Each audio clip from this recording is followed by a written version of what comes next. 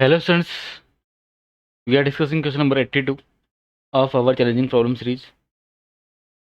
देखो क्या लिखा हुआ है, F x is a polynomial function और एक कंडीशन हमको दिया हुआ है कि एफ ऑफ अल्फ़ा, ठीक है, उसका square plus F dash of alpha उसका डेरिवेटिव है, उसका स्क्वायर इक्वल टू 0 है, ठीक है। और इसका वैल्यू हमको लिमिट हमको यहाँ पे कैलकुलेट करना है, ठीक है। देखो, जो हमको इक्वेशन गिवन है वहाँ से एक बात ही निकल के आएगी कि एफ ऑफ अल्फ़ा भी 0, ठीक है, और दूसरी की एफ डैश ऑफ अल्फ़ा भी क्या है 0, ठीक है। दोनों को एक साथ 0 होना पड़ेगा, ठीक है। अगर होता है इसका मतलब क्या होगा कि एफ एक्स जो होगा उसके रिपीटेड रूट्स होंगे, यानी कि मतलब एफ एक्स इक्वल टू कोई पी एक्स तो होगा साथ में। अब पी एक्स कुछ भी हो सकता है, कोई भी पोलिनोमियल हो सकता है, ठीक है, कॉन्स्टेंट भी हो सकता है। तो बट रिपीटेड रूट्स का मतलब ये है कि एक्स माइनस अल्फा का स्क्वायर कम से कम इतना तो होगा। ऐसे बाकी रूट्स अगर अल्फा 3 टाइम्स भी आता है तो पी एक्स में आ जाएगा, है ना। तो 2 टाइम्स तो ऐसे आना चाहिए, आना ही पड़ेगा मतलब उसको ना। आगे बात समझ में। अब इसका मतलब क्या हो जाएगा, अगर इसका डेरिवेटिव करोगे आप एफ डैश ऑफ एक्स लिखोगे तो वो P x 2 x minus alpha फिर प्लस एक्स माइनस अल्फ़ा का होल स्क्वायर और पी डैश एक्स, ठीक है। ठीक है भाई, क्योंकि इसका भी एफ डैश ऑफ एक्स का भी रूट भी क्या आ रहा है, एक अल्फ़ा आ रहा है, ठीक है। यहाँ से भी 0 और ये भी 0। अब लिमिट पे आ जाते हैं कि लिमिट क्या गिवन था। लिमिट गिवन था एक्स टेंस टू अल्फ़ा। और अच्छा, ग्रेटेस्ट इंटीजर हमेशा दिक्कत पैदा करता है, तो इसलिए हमने क्या किया, ग्रेटेस्ट इंटीजर को उठाने के लिए हमने क्या किया कि इसको मतलब जो एफ डैश ऑफ एक्स है अपॉन एफ एक्स और माइनस फ्रैक्शनल पार्ट कर देंगे, है ना। ग्रेटेस्ट इंटीजर क्या होता है, x minus fractional part of x.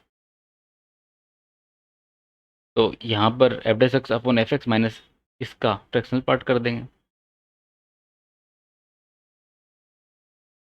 ठीक है। अब ऐसा करने के बाद में फिर क्या किया, मल्टीप्लाई कर दो इसको, दोनों तरफ मल्टीप्लाई किया तो कितना बनेगा, एफ ऑफ एक्स से एफ ऑफ एक्स गया एफ डैश ऑफ एक्स, और एफ डैश ऑफ एक्स जो है मतलब 1 हो गया कुल मिला करके, माइनस 1 माइनस यहाँ पर एफ एक्स और एफ डैश ऑफ एक्स, ठीक है। ये आ गया और इसके मल्टीप्लाई में इसका फ्रैक्शनल पार्ट यानी कि F dash of x upon F x, ठीक है। अब इसको ध्यान से देखना कि यहाँ पर F dash of x upon F x का वैल्यू कुछ भी होता है, ठीक है, कुछ भी वैल्यू होता है, बट फ्रैक्शनल पार्ट क्या देगा, 0 से 1 देगा, है ना। तो ये बाउंडेड है, ठीक है ना, मतलब कोई बाउंडेड कोई मतलब कोई इसका वैल्यू हो जाएगा 0 से 1 के बीच में ना, करने का मतलब ये है, मतलब फिक्स हो गया। बाउंडेड का मतलब कि इसका लोअर लिमिट 0 हो गया, अपर लिमिट 1 से ऊपर नहीं जाएगा, तो बाउंडेड है। और जो F x upon F dash of x है, अगर हम इसमें इसका एक रूट अल्फ़ा है एफ एक्स का भी, और एफ डैश ऑफ एक्स का भी एक रूट क्या अल्फ़ा है, इसका भी अल्फ़ा है, इसका भी अल्फ़ा है। तो अल्फ़ा के लिए एक्स टेंस टू अल्फ़ा के लिए 0 हो जाएगा, यानी कि 0/0 फॉर्म बनेगा ये, है ना। तो अगर इसका डेरिवेटिव फिर लगाओगे इस तरह से, limit x tends to alpha फिर एफ डैश ऑफ एक्स कर देंगे और यहाँ पर एफ डैश ऑफ एक्स कर देंगे, ठीक है। तो वैसा करने के बाद में क्या हो जाएगा भाई, ज़रूरी नहीं है कि एफ डबल डैश का भी रूट अल्फ़ा हो, है ना, कोई ज़रूरी नहीं है, बट इसका तो रूट हमेशा आएगा ही आएगा अल्फ़ा, ठीक है। मतलब इसका तो है ना, यहाँ से दिख रहा है ये रिपीटेड रूट्स था तो इसका रूट अल्फ़ा है। तो अगर अल्फ़ा यहाँ पुट करेंगे तो ये तो क्या हो गया, 0 हो गया, और ये जो क्वांटिटी है वो नॉन जीरो रहेगा, है ना।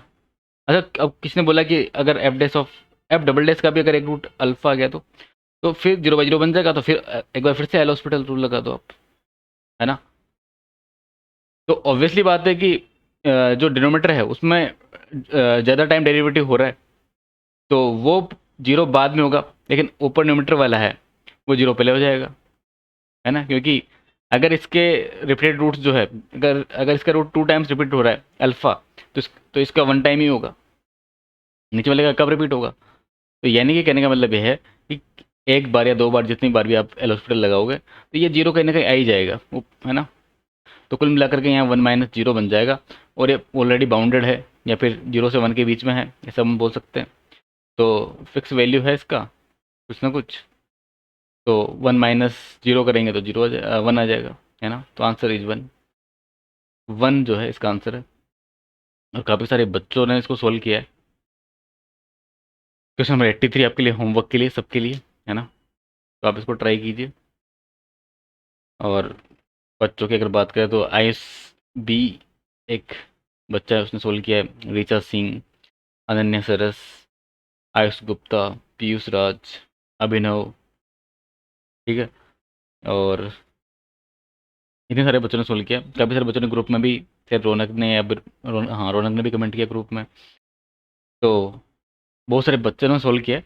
तो इस तरह से आप क्वेश्चन नंबर 83 से को भी ट्राई कीजिए और अपना आंसर ज़रूर कमेंट कीजिए, जो भी आपका आंसर आ रहा हो। ये न्यूमेरिकल वैल्यू टाइप का सवाल है, ठीक है। तो आप सोल्व कीजिए। मिलते हैं नेक्स्ट लेक्चर में।